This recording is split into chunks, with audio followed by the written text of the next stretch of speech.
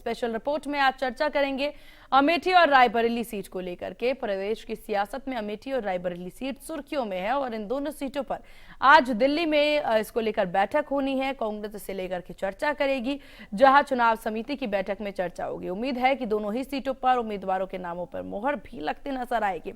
साथ ही आपको बता दें, कार्यकर्ताओं ने बूथ स्तर पर तैयारी पूरी कर ली है। अब वे बस यहां पर प्रत्याशियों का इंतजार कर रहे हैं। अमेठी से राहुल गांधी और रायबरेली से प्रियंका गांधी के चुनाव लड़ने को लेकर अभी तक कयासबाजी भी चल रही है। राहुल गांधी की उम्मीदवारी वाले वायनाड सीट पर मतदान 26 अप्रैल को संपन्न हो चुका है, यानी 26 अप्रैल यानी कल जो है मतदान संपन्न हो चुका है। और ऐसे में आज कांग्रेस ने केंद्रीय चुनाव समिति की बैठक बुला ली। इससे कांग्रेस के प्रदेश अध्यक्ष अजय राय, प्रदेश प्रभारी अविनाश पांडे और कांग्रेस विधायक दल के नेता आराधना मिश्रा मोना हिस्सा लेंगी। वहीं कांग्रेस अब तक 317 लोकसभा सीटों के लिए उम्मीदवारों की घोषणा जो है वो कर चुकी है। बाकी सीटों के लिए उम्मीदवारों की घोषणा जो है कांग्रेस करेगी। तो रायबरेली सीट पर प्रत्याशी को लेकर के आज चर्चा होनी है। साथ ही आपको बता दें कि अमेठी लोकसभा सीट से कौन कौन जो प्रत्याशी हैं उसकी घोषणा भी होगी। वहीं लोकसभा चुनाव के लिए 2 फेज के लिए वोटिंग भी हो चुकी है और इसके साथ ही 11 राज्य और 3 यूटी यानी कि केंद्र शासित प्रदेश में वोटिंग भी पूरी हो गई है। पहले फेज में यानी कि 19 अप्रैल को 21 राज्यों की 102 सीटों पर 63% वोट जो है वो हुई है। 26 अप्रैल में 13 राज्यों की 88 सीटों पर वोटिंग हुई और इस वोट परसेंटेज यहाँ का 67.98% रहा। 7 मई को तीसरे फेज की वोटिंग होगी। राहुल गांधी 2 बार अमेठी से लोकसभा सांसद रहे हैं। 2019 में भाजपा की स्मृति ईरानी ने यहां से चुनाव जो है वो जीता था, यानी राहुल गांधी को चुनाव हराया था। राहुल वायनाड केरल से सांसद हैं। वे पिछली बार की तरह अमेठी और वायनाड दोनों ही सीटों से चुनाव लड़ सकते हैं, यह कयास जो है वो जताई जा रही है। तो खास पेशकश स्पेशल रिपोर्ट में इसी मुद्दे पर करेंगे चर्चा एक खास पैनल के साथ।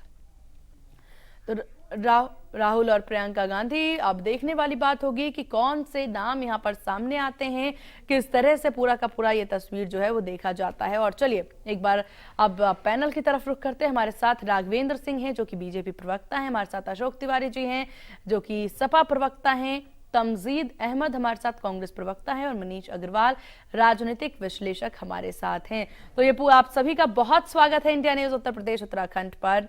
मनीष अग्रवाल जी, शुरुआत आप ही से करेंगे क्योंकि पूरे समीकरण पर एक बार बात कर लेते हैं, फिर राजनीतिक दलों की तरफ भी रुख करते नजर आएंगे। मनीष जी, क्या लग रहा है आपको, रायबरेली और अमेठी सीट खुद में महत्वपूर्ण सीटें हैं और जिस तरीके से 2019 का ये पूरा आंकड़ा देखने को मिला था, जो रिजल्ट देखने को मिला, उसके बाद अब क्या लग रहा है, क्या कांग्रेस फिर से वो दोहराती नजर आएगी अमेठी सीट पर? रायबरेली सीट पर प्रियंका गांधी को उतारने का जो फैसला है उसे कैसा देखा जा सकता है?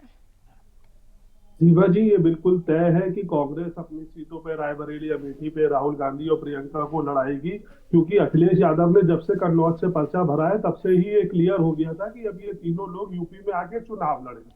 लेकिन इसमें 2-3 परिप्रेक्ष्य है। वायनाड के चुनाव की वोटिंग का इंतजार क्यों करा गया? क्या एक विशेष जाति के वोटों को लुभावना, आकर्षित करने के लिए वेट करा जा रहा था और उसके बाद गोल पोस्ट चेंज करा जा रहा है? तो मुझे लगता है विपक्ष के होमवर्क में कहीं कमी है और बार बार ऐसी चीजें, ये देश के प्रधानमंत्री पद का चुनाव हो रहा है, वो चुनाव हो रहा है जिसमें देश को आप लीड करेंगे। ये कोई विधानसभा का चुनाव या लोकल स्तर का चुनाव नहीं हो रहा कि आप हर 10-15 दिन में अपनी रणनीति बदलेंगे। और अभी मुझे लगता है एक और बहुत बड़ा रणनीति में बदलाव आएगा। अब ये लोग राम मंदिर के दर्शन करने भी जाएंगे और जो राम काल्पनिक थे वो अब सबके हो जाएंगे। तो क्या राम पहले इनके नहीं थे? क्या राम आज इनके हो रहे? इन मुद्दों का इन्हें जनता को जवाब देना पड़ेगा। अगर ये टिकटों का डिक्लेरेशन फर्स्ट लिस्ट में होता तो उसमें क्या ऐसी बुराई हो जाती? पिछली बार भी राहुल गांधी जी 2 सीट से लड़े थे, इस बार भी 2 सीट से लड़ते। वो उनको जनतंत्र में अधिकार है, वो 2 सीट से लड़ सकते।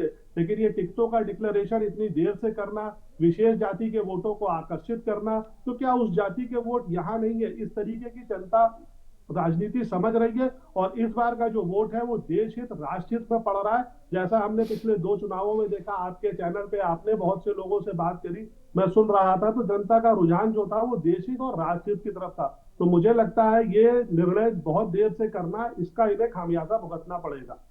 चलिए ठीक है, हमारे साथ तमजीद अहमद जी बने हुए हैं, कांग्रेस प्रवक्ता। तमजीद जी, आप लोगों को सच में ये लगता है कि जनता को आपकी रणनीति समझ नहीं आएगी, या फिर क्या वजह है कि इस तरीके से आप लोग पहले वायनाड से नामों की घोषणा कर देते हैं, उसके बाद इंतजार करते हैं। नहीं, पहले सवाल सुनिए। 26 अप्रैल का आप इंतजार करते हैं, 26 अप्रैल के बाद अब 27 को आपकी बैठक हो जाती है और ऐसा लग रहा है कि 27 को ही नामों का ऐलान भी हो जाएगा।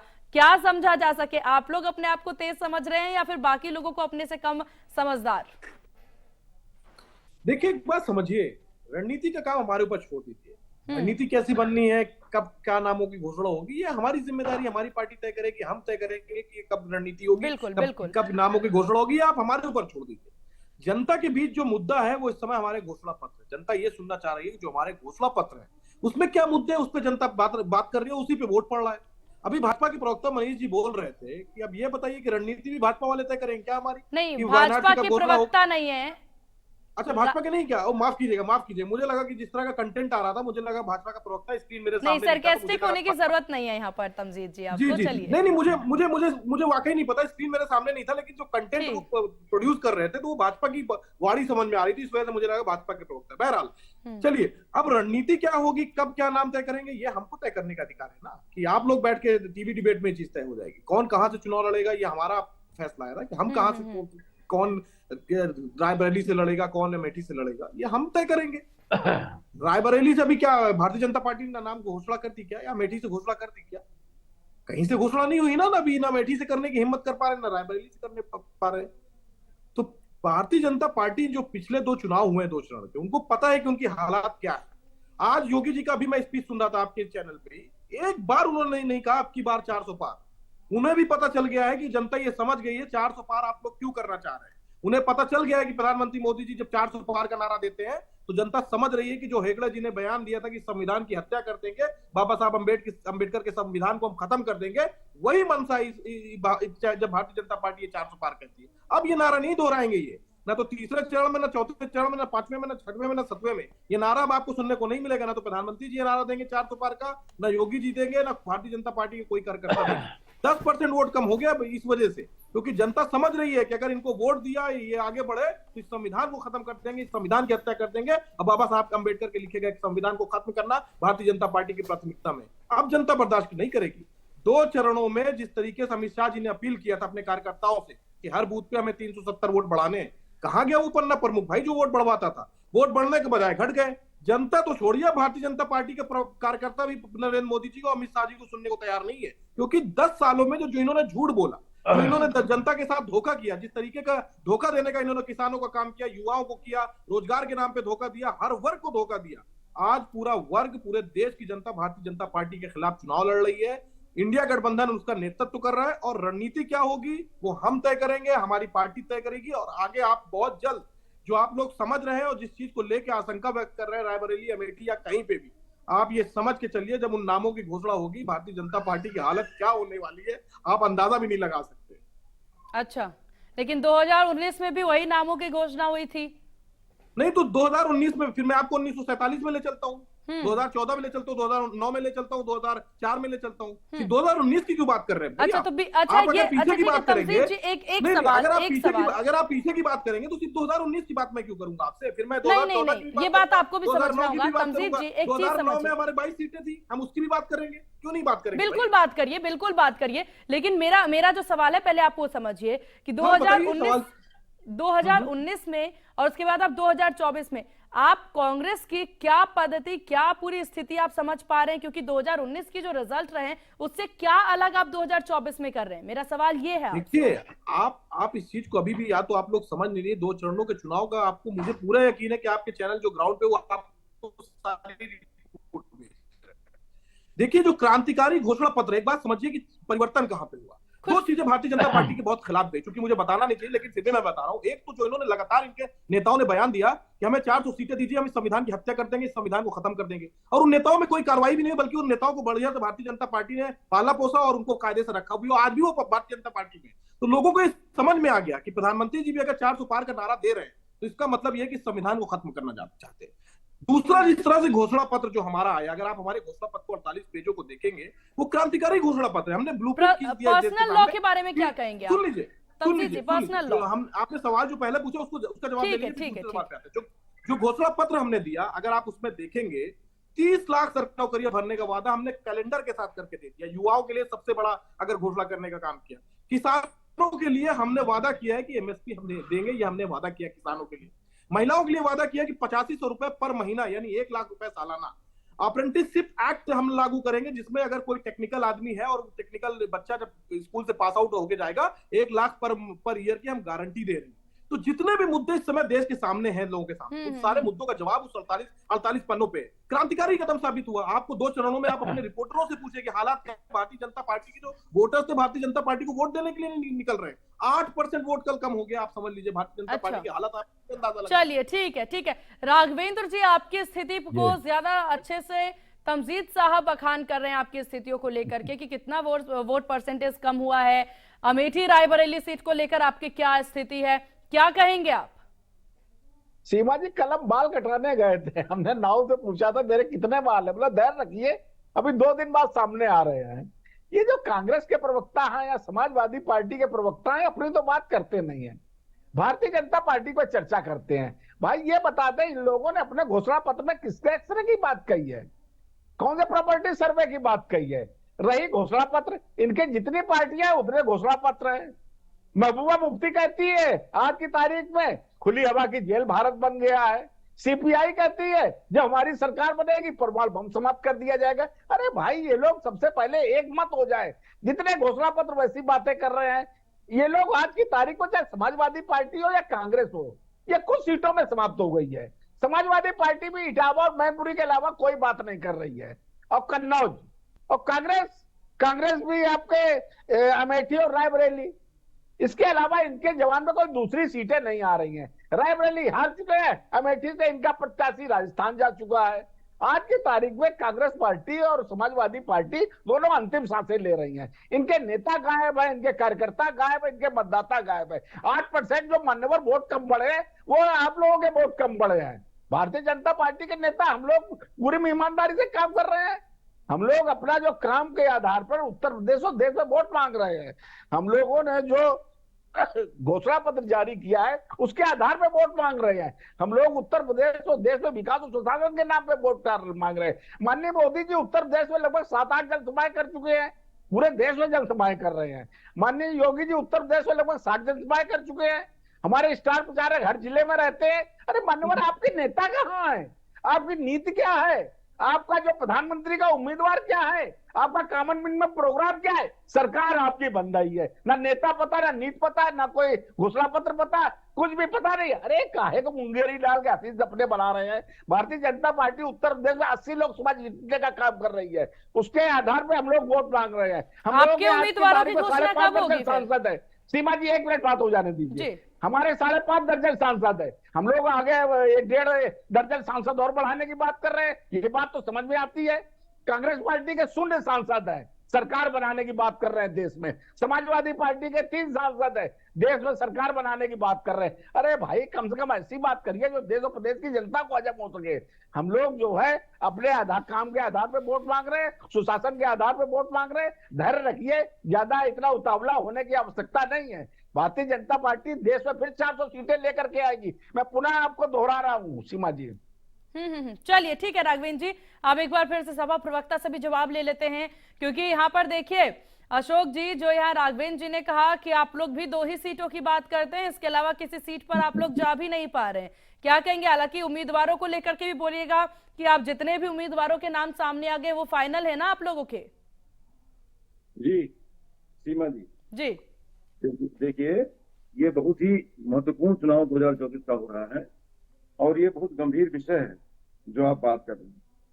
सच्चाई ये है, देश में, पूरे देश में माहौल भारतीय जनता पार्टी के खिलाफ, पूरा देश भारतीय जनता पार्टी के खिलाफ, इसलिए कि मुद्दे हैं, मुद्दों के पर चुनाव हो रहा है।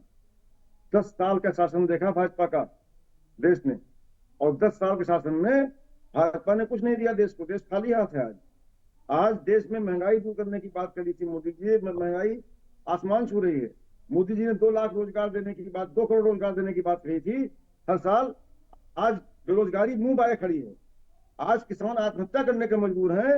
मोदी जी ने 2022 तक किसानों की आय दोगुनी करने की बात कही थी। बड़े बड़े मुद्दे हैं, इनसे शासन संभल नहीं रहा है।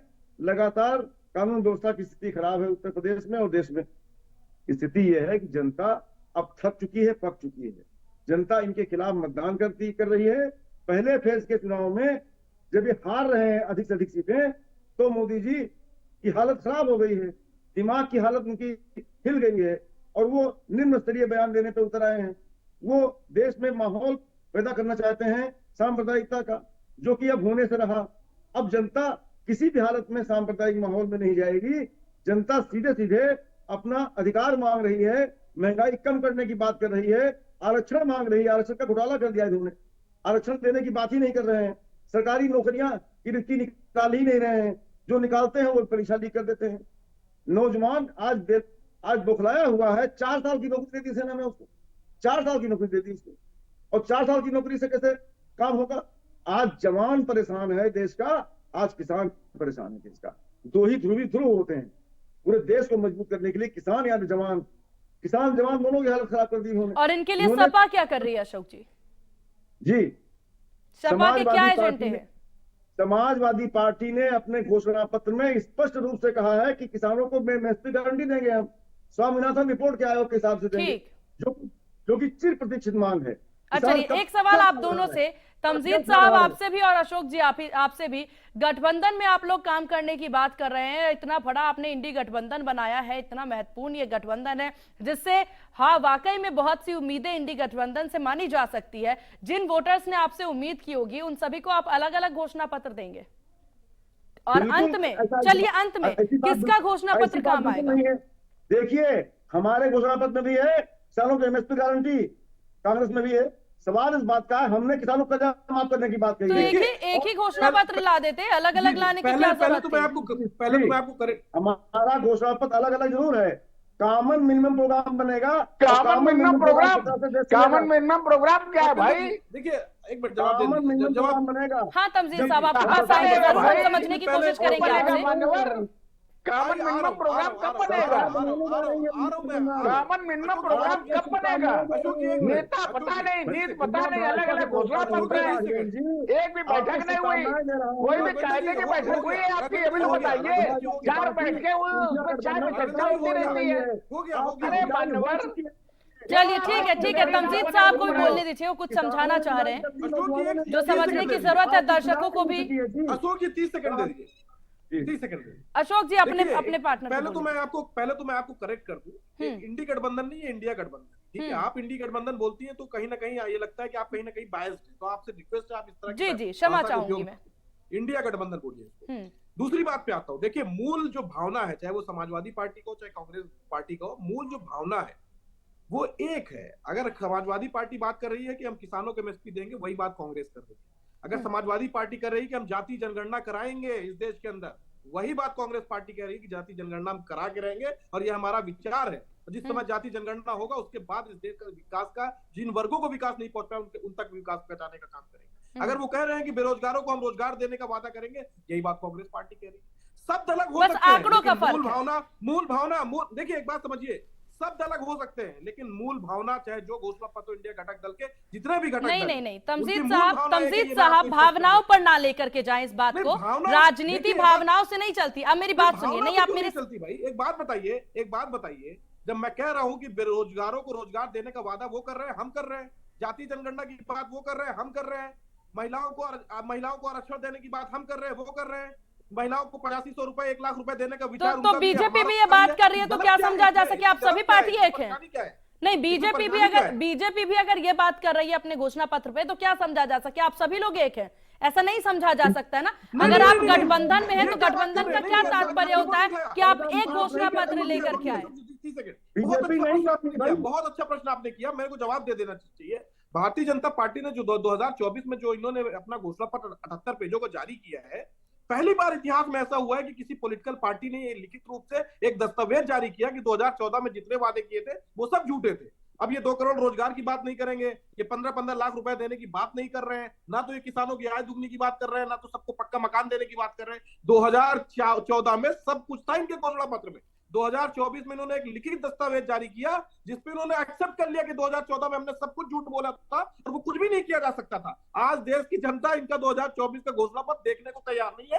राघवेंद्र सिंह जी खुद यहाँ पे बैठ कर घोषणा पत्र की बात नहीं करते, उसमें लिखा क्या है? ये तो कांग्रेस पार्टी ने जब 48 पन्नों का घोषणा पत्र जारी किया, उस दबाव में इनको एक घोषणा पत्र झूठ का पुलिंदा जारी करने में मजबूर हुए, वरना तो अच्छा। घोषणा पत्र की बात तो भारतीय जनता पार्टी वाले भी नहीं करते। आप इनसे पूछ के देख लीजिए, घोषणा पत्र की बात ही नहीं करेंगे, पूछ उसमें लेते लिखा हैं, क्या चलिए। है, अशोक पूछ अशोक लीजिए जी, उसमें लिखा क्या है। सॉरी, जी। माफ कीजिएगा जी, जी बीजेपी जी। प्रवक्ता से जवाब ले लेते हैं, ठीक है।